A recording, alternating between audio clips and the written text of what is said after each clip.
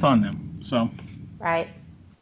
Well, when you approached me, you asked if I was ready for help. And so I took that to mean that you thought there was that you thought there was hope because I wasn't sure at that time. So, you helped give me confidence in what I was doing too, that I would be able to do I think it. there's always hope, but sometimes you just gotta, you get, like I've been saying, you get in your own way.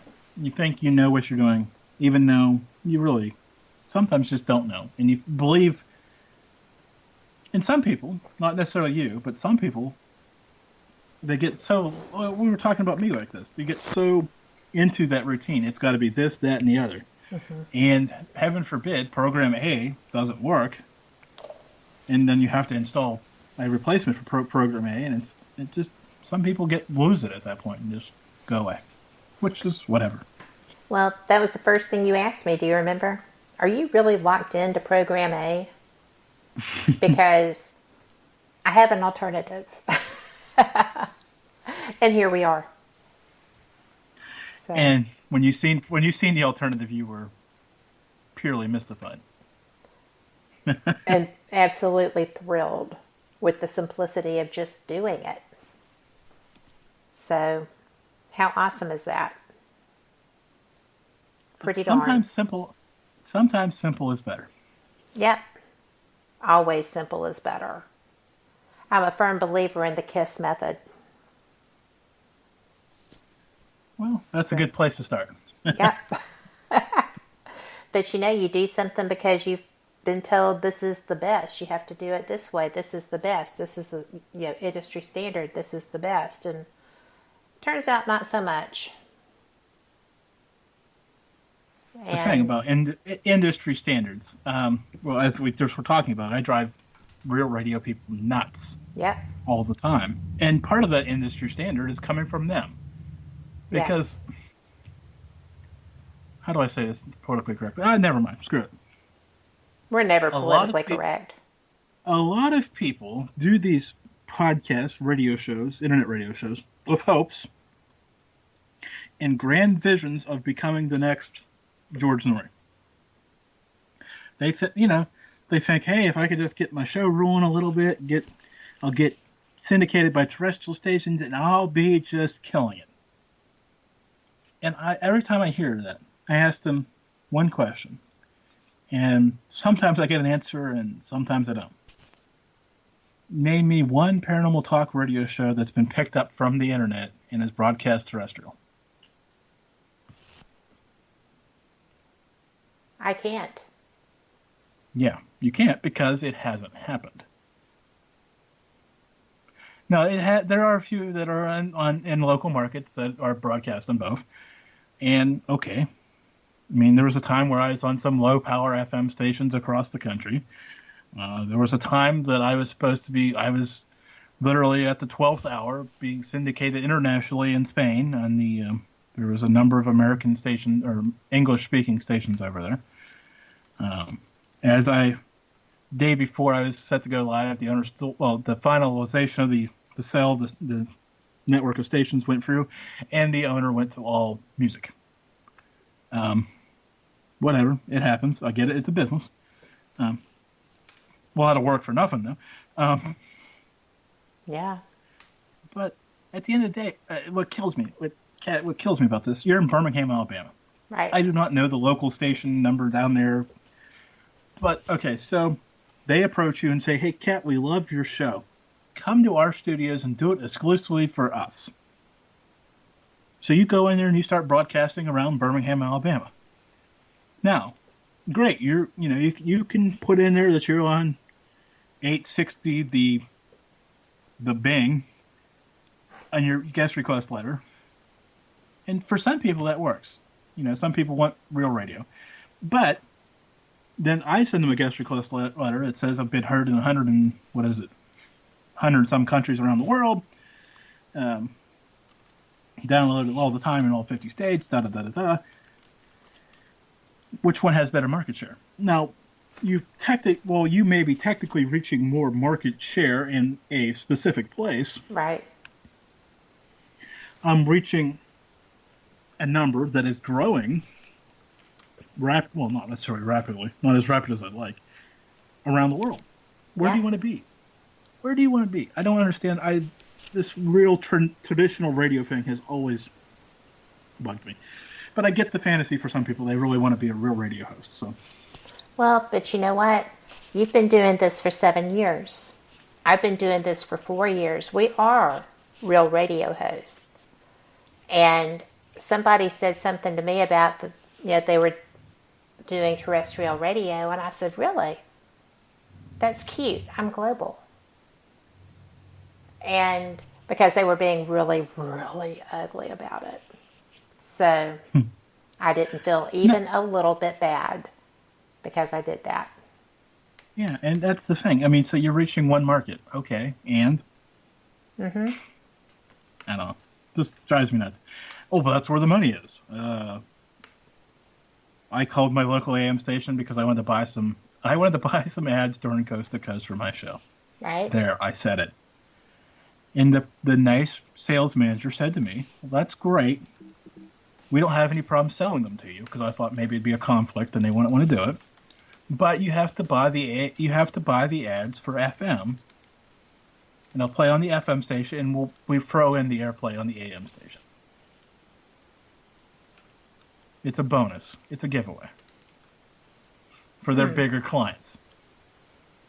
I'm like, well, thank you for I didn't even ask how much it cost because I knew at that point we were way FM is ridiculous.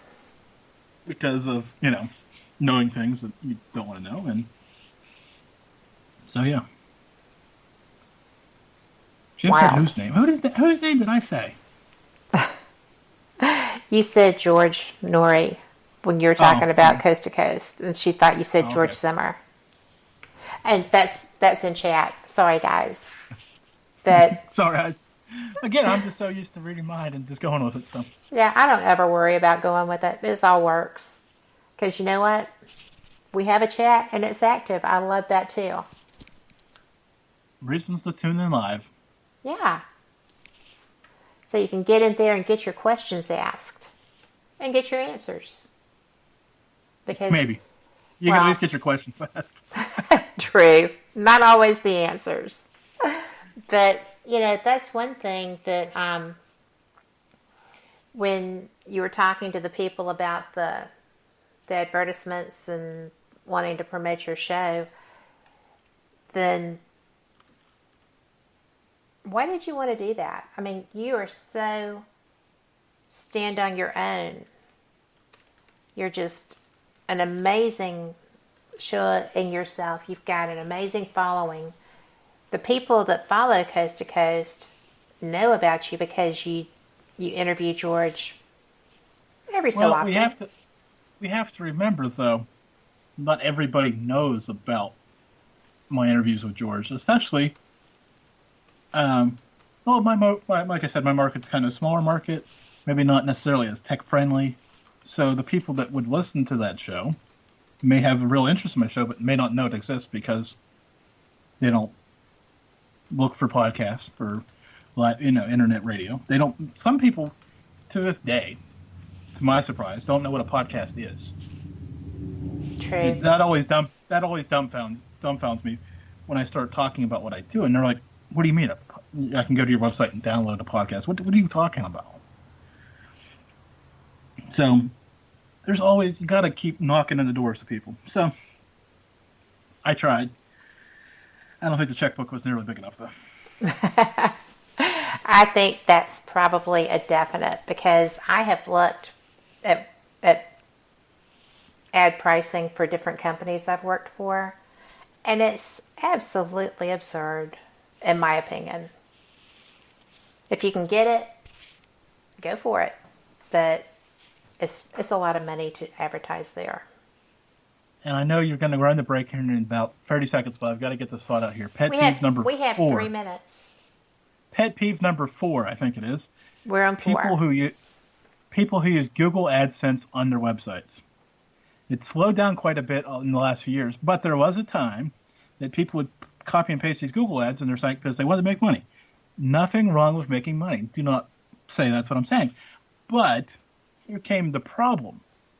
Because Google would promote other shows on their websites, and they would have no problem with somebody clicking to another show.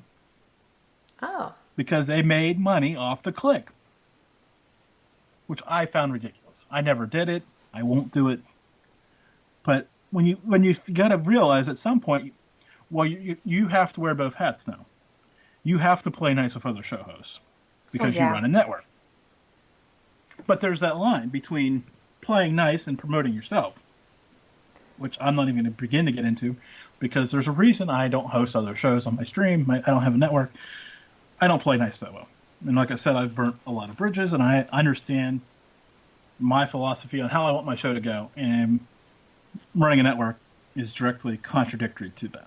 But so when you're out there, like I said, promoting your show and your network, be careful not to over-promote or under-promote, especially when you don't have them on your site either. But there are times where people just blatantly give stuff away.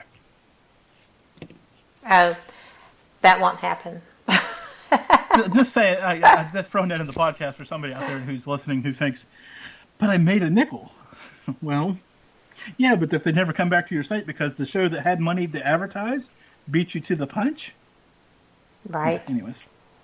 Well, I absolutely have found that it's difficult to know where the line is to promote myself and my show and still get the network out there. That's a very hard line. I'm still learning to walk it. Well, as I was, somebody wanted me to come work for them. Yes, I said come work for. They were actually going to pay me not a lot of money, but enough money to say work for. And I said, that's well and good, but that's not enough money to get me to quit my show. And they're like, no, we don't want you to quit your show. And I'm like, yeah, well, if I'm coming to work as general manager of the station, I'm quitting my show. Well, why would you do that? And I said, well, straightforward, it's either my show or your network. I can't do both. Right. And I said, that's not enough money for me to come and manage your network. So they were a middle mad, but whatever. Well, they got over it. And with that being said, now we are going to a break, and we will be back. This one is 2 minutes, so you have time to grab a cold drink and get right back here.